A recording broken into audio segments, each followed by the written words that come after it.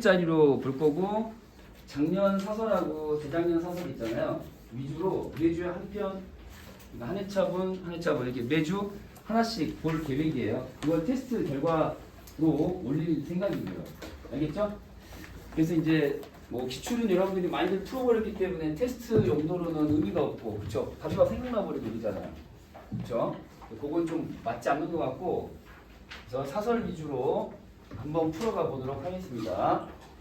자, 그러면 장문 첫 개념으로 한번 들어가 볼게요. 잘 따라서 적어보도록 하시고요. 자, 지금 첫 번째 순서상 장문의 그 단계부터 진행을 할 생각입니다. 장문의 단계부터. 이제 사실 문제 유형이 이런 거라고 생각하면 되는 건데요. 야, 이거 어떻게 해? 자, 꺼져. 자, 첫 번째 장문의 개념이라고 써 보시고요.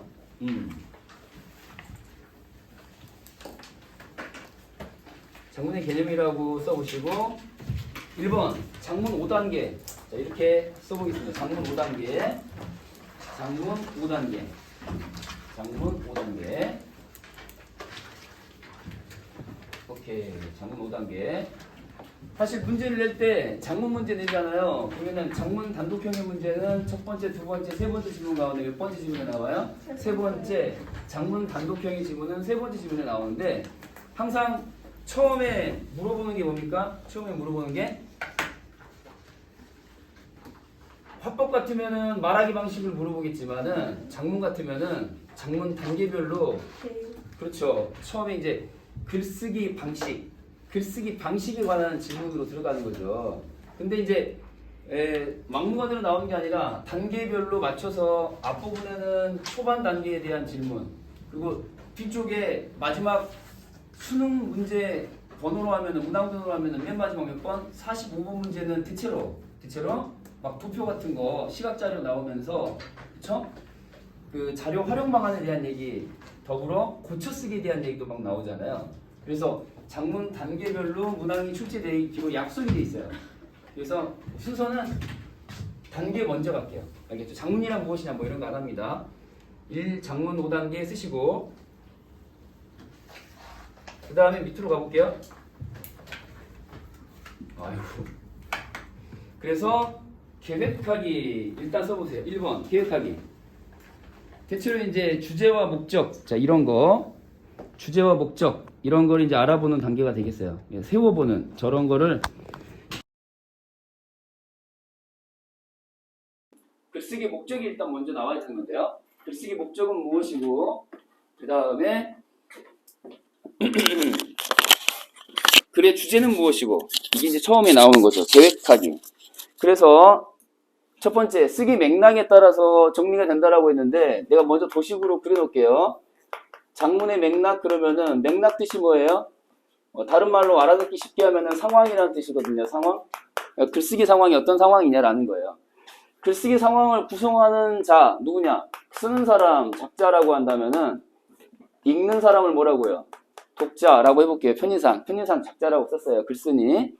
그 다음에 이렇게 화살표하면은 작자가 글을 쓰는 사람이 쓰는 목적이 있을 거 아니에요. 그쵸? 첫 번째 1번 맥락상 목적이 있고 그 다음에 그 목적에 맞춰서 글감에 대한 자기 생각, 즉 주제를 선정을 해야 되겠죠.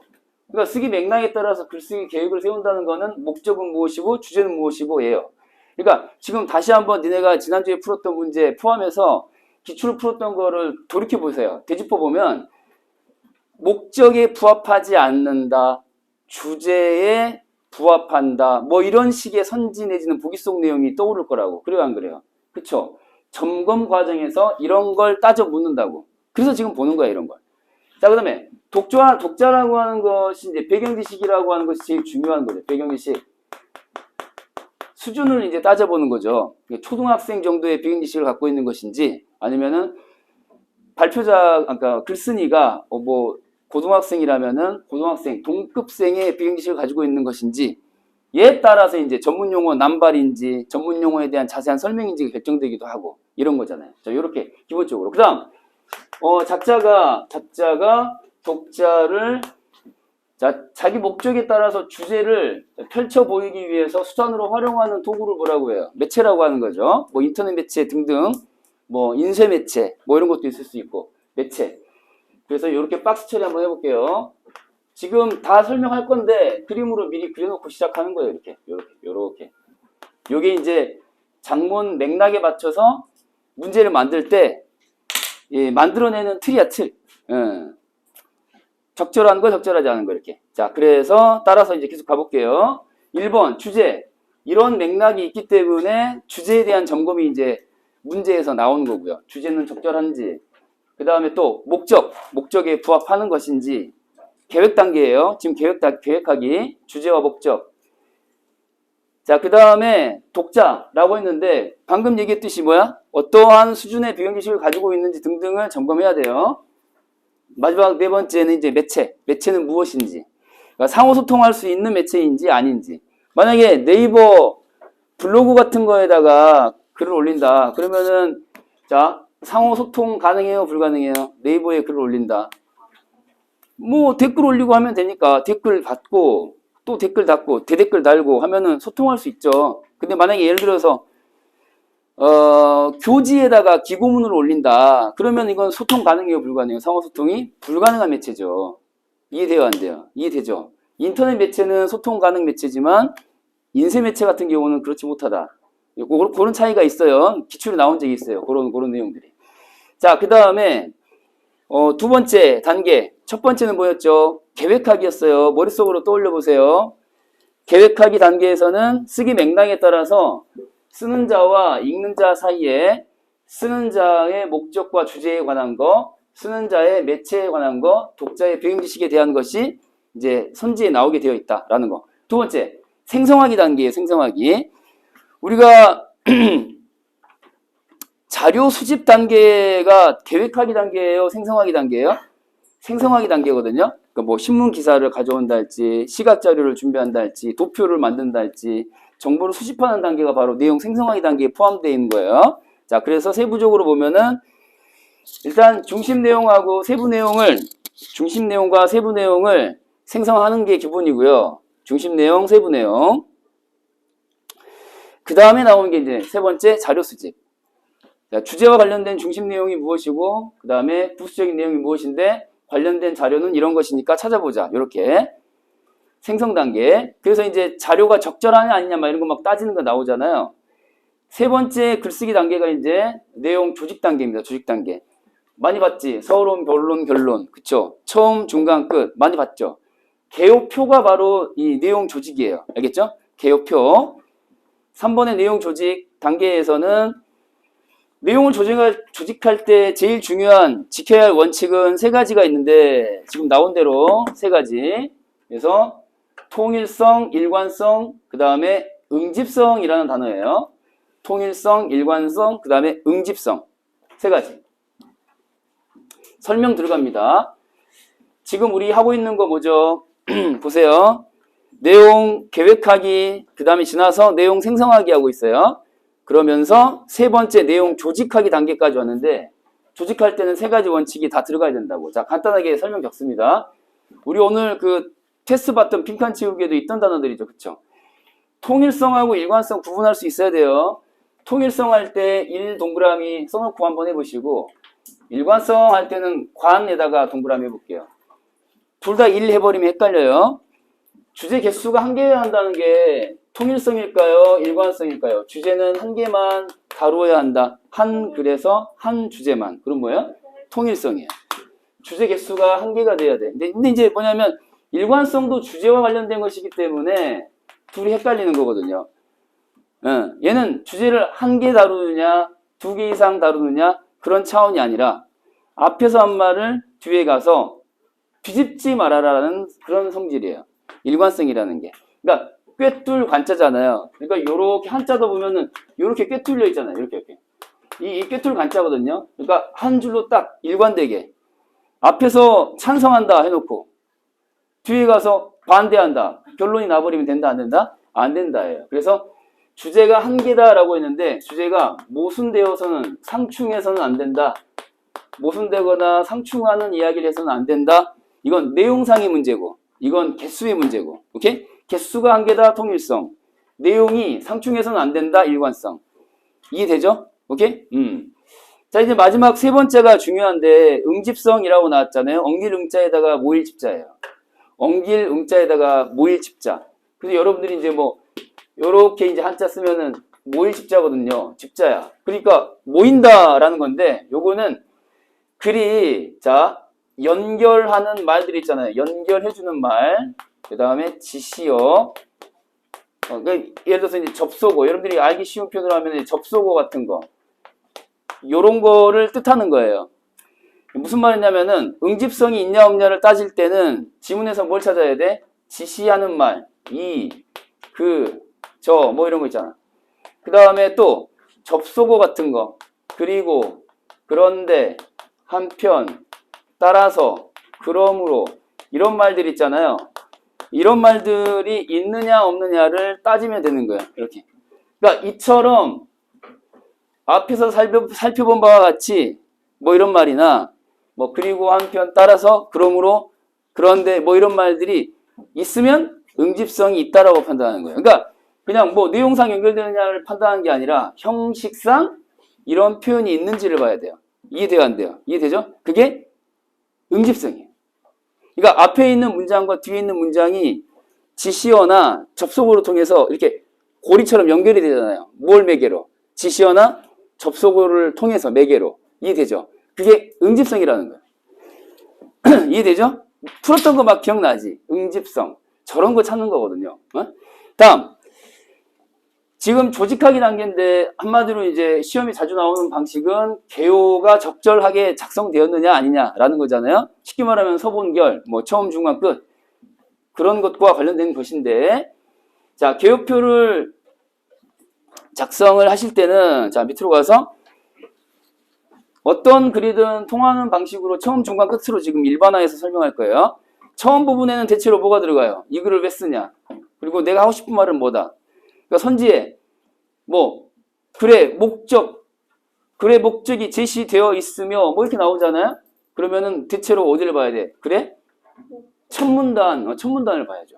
그래서 처음에 목적이나 이유, 그 다음에 주제, 이런 게 대체로 두 갈씩 형태로 전체적으로 봤을 때 앞부분에 배치가 된다라는 거. 특히 이제 목적이나 이유는 1문단에 나오는 경우가 99.9%죠.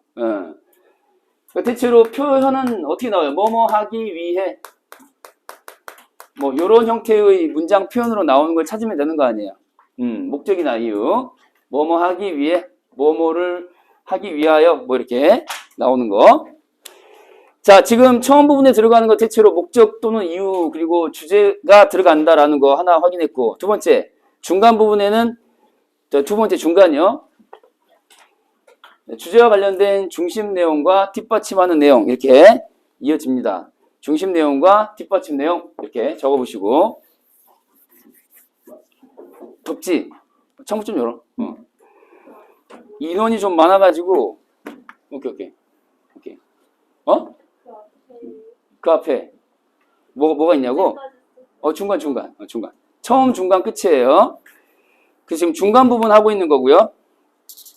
작년까지는 이게 없어갖고 이게 조금 해갖고 뭐 그닥 귀해 보이진 않지. 이 고가의 상품이야 이게. 진짜로. 이것도 올해 새로 장만했잖아. 이것도 그렇고. 왜냐면 계속 이거 없이 유튜브에 영상 올렸더니 이거 안 하잖아? 그 소리가 울려. 저런 소음처럼 들려. 목소리가 잘 들어오질 않아. 얘들이 뭐라고 했는데 뭐 그럼 듣지 마 뭐 이랬는데 그건 좀 아닌 것 같습니다. 그래서 올해 제가 사비를 들여서 일단 이 마이크까지 그리고 내 목소리만 잘 들려.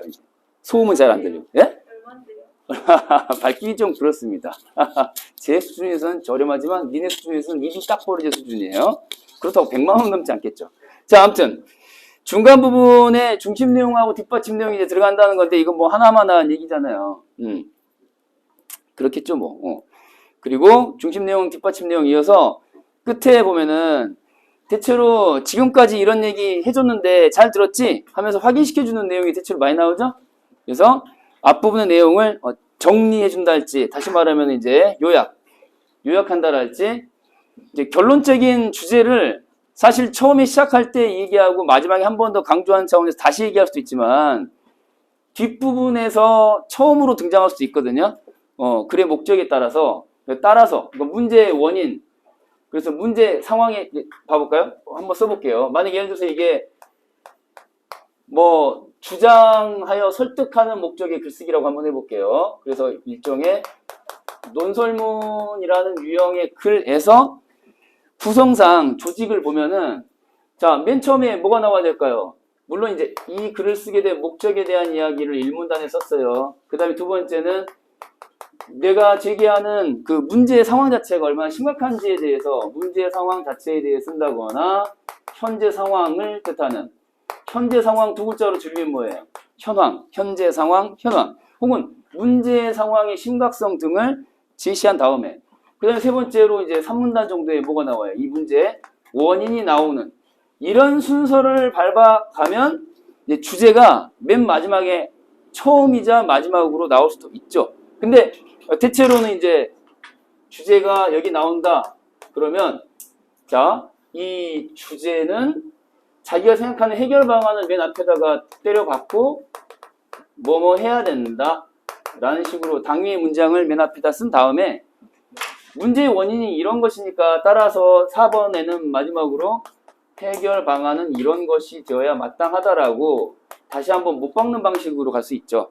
그래서 이제 여기 나온 대로 부각한다는 얘기는, 자, 처음에 제시했다가 마지막에 한 번 더 강조한다는 그런 의미가 될 수도 있고요. 오케이? 그리고 이제 뭐 여기는, 자, 이렇게 뭐뭐를 해야 한다, 뭐뭐를 해결해야 한다라는 정도만 나오고, 어떻게 해야 한다는 얘기는 나중에 마지막 한 번만 나올 수도 있어요. 글에 따라서 이렇게. 무슨 말인지 이해되죠? 이런 정도면은 이해됐을 것 같고, 그 다음에 이제 다음 단계 조직을 했죠. 그러면 실제로 글을 쓰기 시작하는 단계는 여기죠. 진짜 쓰기 시작하는 건 이제 펜을 딱 들기 시작한 건 지금부터예요. 그래서 초고 그러면은 무슨 뜻이에요? 처음 썼다, 고칠 부분이 많다. 당연히 뒤에 뭐가 나올까요? 고쳐 쓰기가 나오겠죠. 초고 쓰기 하고, 초고 쓸 때 주의할 점이 이제 첫 번째, 독자가 이해하기 쉽도록 해야 된다. 쉬운 이해. 쉬운 이해. 그 다음에 두 번째로, 자, 쉬운 이해가 가능해지려면, 이해를 쉽게 하려면은 단어 선택할 때, 자, 장문 상황을 고려한 단어 선택, 요런 거. 그러니까 그 전문 용어를 써야 할 상황일 수도 있고, 그쵸? 청중이 누구냐, 그 독자가 누구냐에 따라서 전문 용어를 쉽게 풀이해야 하는 쉬운 언어를 써야 할 상황이 있을 수 있고, 그렇잖아요. 자, 그 다음, 두 번째, 문장 쓰기. 이건 독자와 상관없이 기본적으로 정상적 전달을 위해서는 어법에 맞는 문장을 써야 되는 건 당연한 거죠. 선지에 다 나온 말들이잖아. 그치? 안 그래? 어법에 맞는 문장. 그러니까 예를 들면은 이런 거 나오잖아요.